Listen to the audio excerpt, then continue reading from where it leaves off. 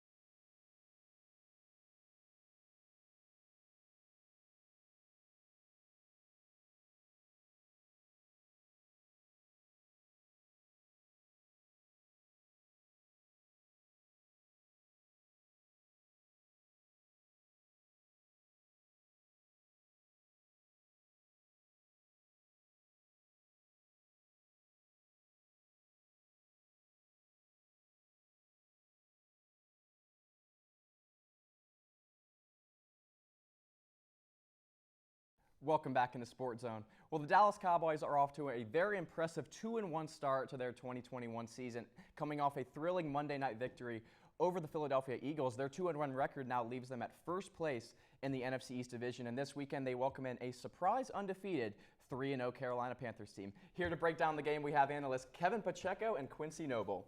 So guys, week 1, Dak Prescott threw the ball 58 times, and then the last 2 weeks, he throws the ball only 53 times combined. So obviously coming off of 2 injuries, the ankle injury last year, the severe injury, and then his shoulder injury in camp. So taking those injuries into account, how has he looked so far, Quincy?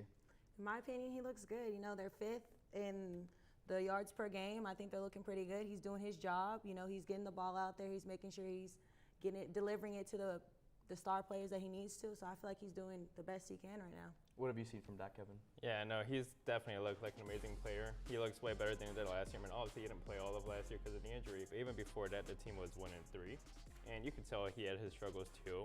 But he's looking like a comeback player of the year and a MVP candidate. So he looks like a really good player right now. Over the last 2 games, the Cowboys have really tried to establish their running game more, maybe trying to take some of the weight off Prescott's shoulders. 2 backs is really becoming the norm in the NFL. The good teams all really have 2 really good running backs, and it seems like the Cowboys might. Zeke's almost at 200 yards on the season. He has 3 touchdowns. Pollard's averaging almost 7 yards a carry, and both these guys are seeing a ton of snaps. With these guys running so well, how encouraged are you by this offense, Kevin? No, it's really fun to watch. I mean, you got so if a team tries to stop your passing, you got the 2 running backs. If they try to stop the 2 running backs, you got the passing.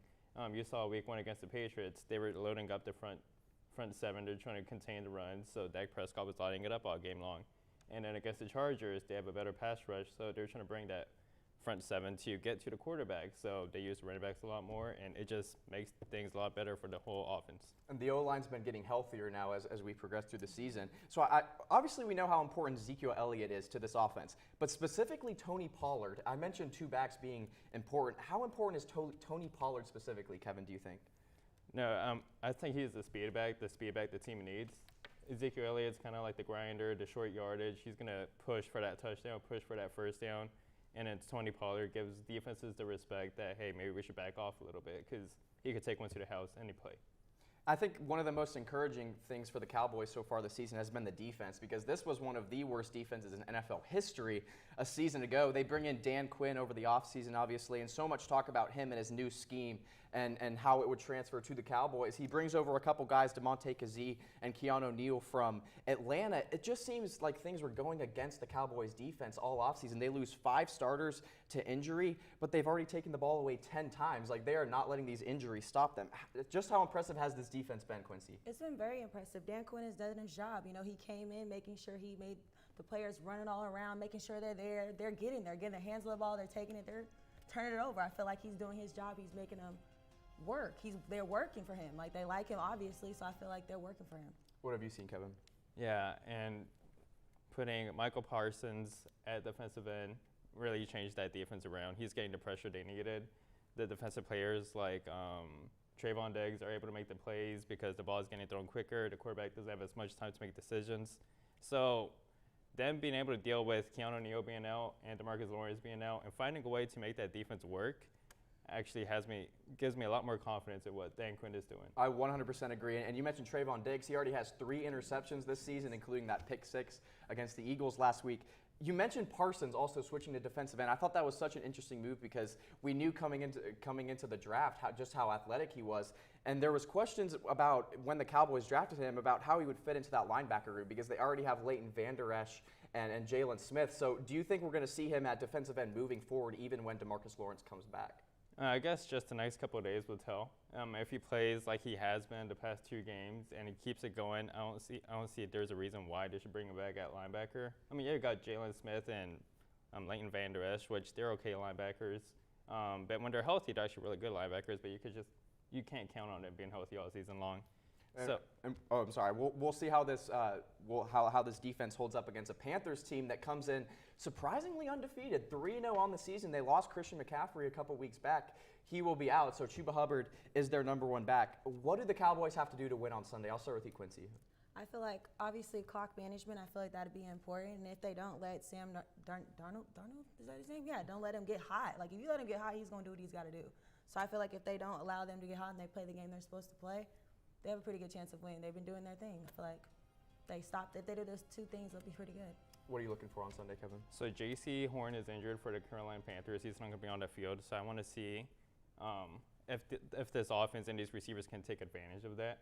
They're down 1 corner. We still got our 3 receivers. So I want to see if that can light it up.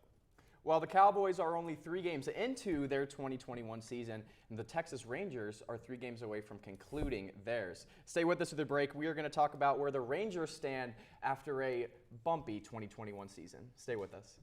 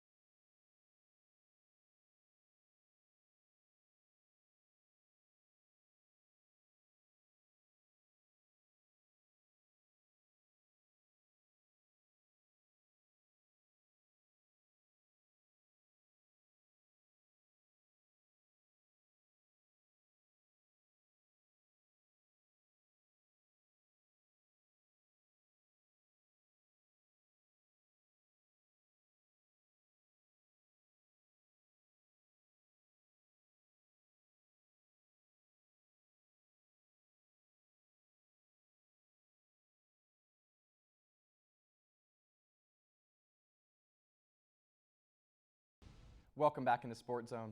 Well, this weekend, the Texas Rangers will conclude their season as they welcome the Cleveland Indians to town for one final time at Globe Life Park. The Rangers sit at 59-100 on the season and will finish dead last in the AL West division. Joining me now to discuss the Texas Rangers are analysts Andres Zayas and Chris Adams. How are we doing, guys? Doing great. I'm doing good. So another rough season for the Rangers going in the books, but we want to start this season or this segment on a positive note. So give me a positive from this season of struggles, Andres. Yeah, I would say even though the season has been really tough for Rangers fans, I say there's a lot of things to look forward to. Adolis Garcia, he's really taken some strides in his game, really improved as a batter and just as a defensive player overall. He's batted like over 300 home runs, or not 300, I'm sorry, 30 home runs, excuse me. And the young pitchers as well have gotten their time to shine. You know, some names like A.J. Alexi, Dane Dunning, Glenn Otto, they've really had some promising showings.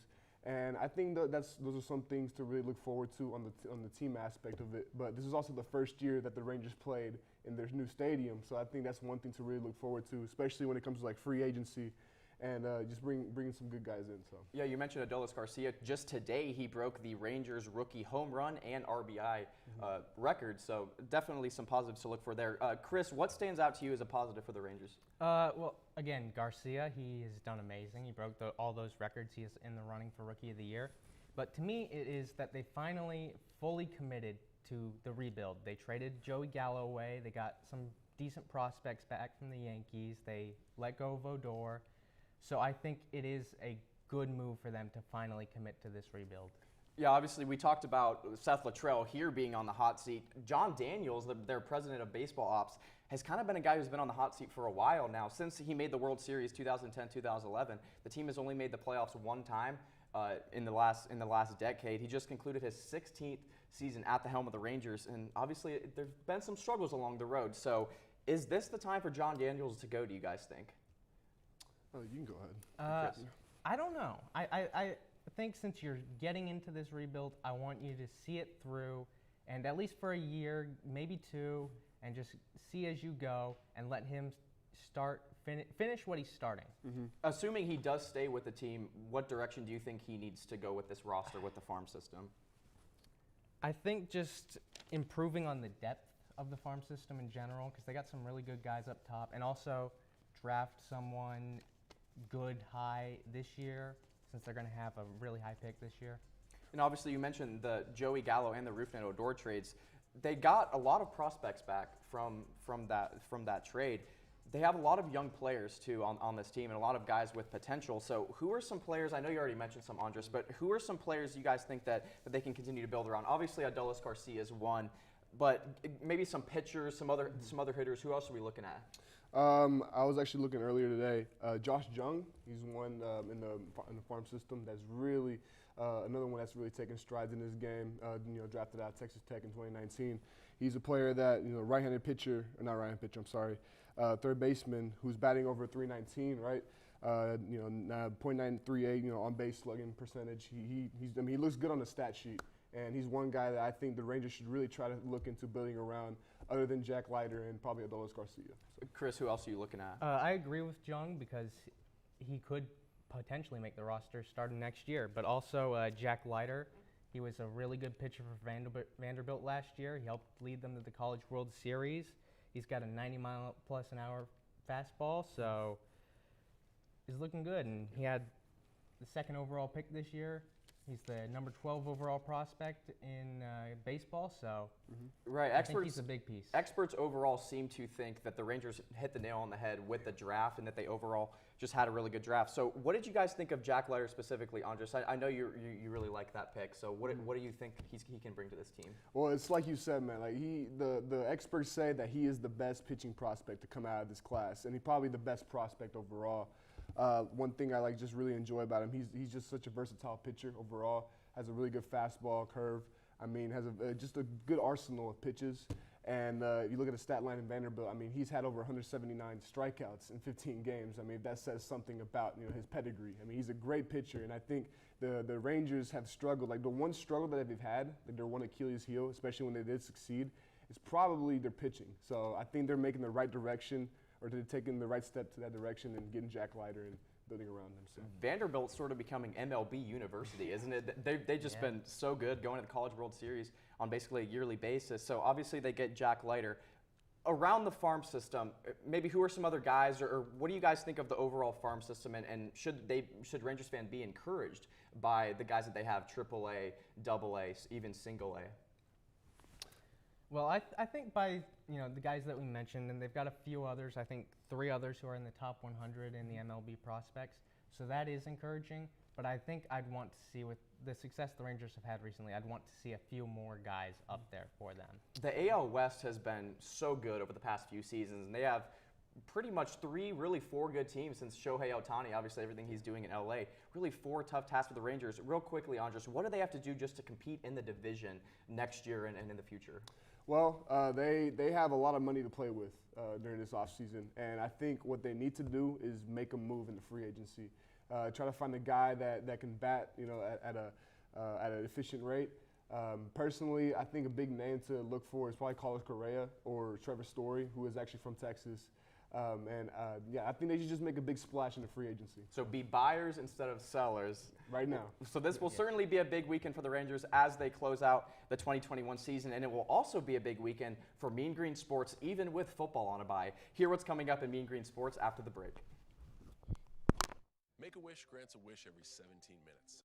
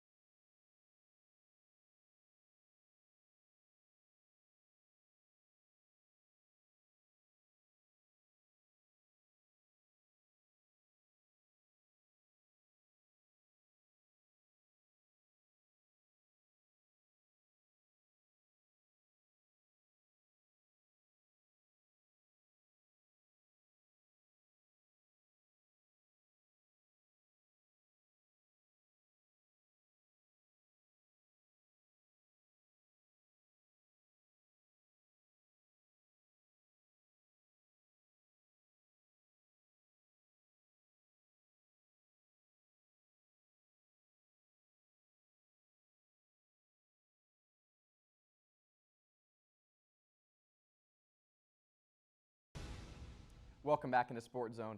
Well, don't sweat the fact that UNT football is on a bye too much, because we have got 4 other Mean Green sports all in action this weekend. Kicking us off will be tennis on Friday, heading down to Houston to participate in the Cougar Classic. And also on Friday, the cross-country team will take place in the Chili Pepper Festival in Arkansas, happening all day on Friday. Soccer on Friday night will travel to UTSA at 7 o'clock. And volleyball has got 2 matchups this weekend on the road at La Tech on Friday at 6 and on Saturday at 2.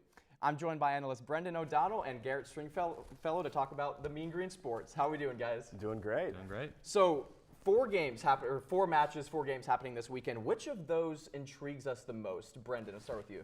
I'm definitely intrigued by this volleyball game. Our girls are on a 4-game losing streak right now, and I think they're ready to rally. They're going to bounce back against this LA Tech team who hasn't beat us since 2006. So this should be an easy 2 dubs to get them back on track, get some conference wins, and move forward. Yeah, 0-2 in conference to start the year. Garrett, which games are you looking at? I'm liking this soccer matchup. Play tomorrow against UTSA, of course. 6-2 all-time versus UTSA, but they've won 4 straight. And we've talked about how soccer has started the year pretty slow. 1-1-1 in conference play. Most recent matchup against Southern Mississippi. Outshot them 32-6. Tied 0-0 in double overtime. I think this matchup against UTSA, a matchup they should win. It's a matchup that will get them a little bit of confidence back, get that record back where they like it, and I'm excited to see what's going to happen. And you're right, it has been a slow start to conference play. 1-1-1. They only lost 1 game all last year in conference play, so definitely a slow start. They're 6-2-3 on the season. Garrett, how do you think the team gets back on track in these next few games? It's interesting because watching that Southern Miss game, it looked like UNT had total control the entire time, but could not find the back of the net. Coach John Hedlund said that his offense had zero composure in front of the net. And it's absolutely true. When you outshoot a team 32-6, corners, they had 12-2 for Southern Mississippi, could not put a goal in the back of the net. It seems like they have just run out of patience in the middle of the field.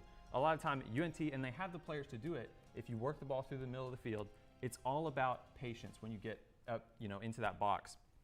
Ultimately, we saw a lot of long passes. When you pass from the midfield to, let's say, the corner of the penalty box on the other side, that's a long pass. And Southern Miss specifically had great athletic defenders that could go up and challenge those passes. And you have to look at that and say, okay, now it's time to change up our strategy, work the ball in the midfield, play a little bit slower. And I think it's all just going to be about patience. Of course, you have Sarah Fuller. That was her 7th shutout of the year. But again, look, they're just 6-2-3, just 1-1-1 in conference play. Just got to play a little bit more patient, work the ball into their offensive end, and focus on getting good quality shots on net, not just any shot. And they've had 3 players already win Conference Player of the Week, but like we said, that they're just not finding a way to score goals and win games. You mentioned volleyball, Brendan. The UNT volleyball team has been average, like the definition of average since really the beginning of last season. They go 500 last year. They're 4-4 overall, and obviously we mentioned the 0-2 start to conference play. What did they need to do to take the next step from being an average team to being like a consistently winning team, do you think? Well, in the past couple of games, their hitting percentage has been down. We're just not getting the hits, not getting the kills that we need to be getting. But we have a lot of seniors, we have a lot of talent, a lot of people that can step up for this team and really bring it up to the front and give us what we need in some of these wins. The other thing is, in these last rounds, when the other teams are up 2-0, we've lost by 5 or more points in each of those. We're just not rallying at the end there when we need to get that last game or make it go to a game 4 or game 5. We're just pulling back and we're losing momentum, and it's just not the way we can win those closer games. When it does go to a game 5, and that is for the win, we got to pull closer in those. And roster depth is important, but I think it does matter that if you look at North Texas volleyball against Montana State, lost 3-2 against Montana State, but didn't have Rhett Robinson. The 2 sweeps against Rice did not have Kaylee Scopel. So if you look at the teams which this team has had, everybody they've had, they're 7-4 in games which everybody has been there. But of course, you're missing out on Rhett Robinson, you're missing out on Kaylee Scopel. Those players are going to have to be there for you to win games. And Rice isn't a bad team. Rice right now has people trying to put them into the top 25 in the whole nation. Of course. So if you're going to lose to a team, Rice isn't a bad one to lose to, but we've got a good slate of games coming up now. I want to hit on cross country because they're also in action this weekend. They're coming off a 1-point team win in the Texas A&M Invitational in their last match. They have 2 team wins already on the season. So I have a question about recruiting for you guys, and this goes for cross country and even sports like golf and tennis as well. Do you think teams that have individual success or team success at the college level can recruit better, Brendan, really fast? I think it's definitely more about the individual players. Like when it comes to track stars and it comes to like golf players, they all are just their own brand, their own name. And while it's nice to have a college team, there's only so far you can go in these individual sports where you can't carry your people. You're not setting screens like in basketball. You're not passing the ball and making blocks in football. You're your own time, your own player, you're your own stroke scorer. There's not much you can do as a team. Well, it certainly should be a very exciting weekend for Mean Green Sports. That will do it for us here on Sportszone. Make sure to catch us again Tuesday night at 5:30, and stay tuned for NTTV News coming up next.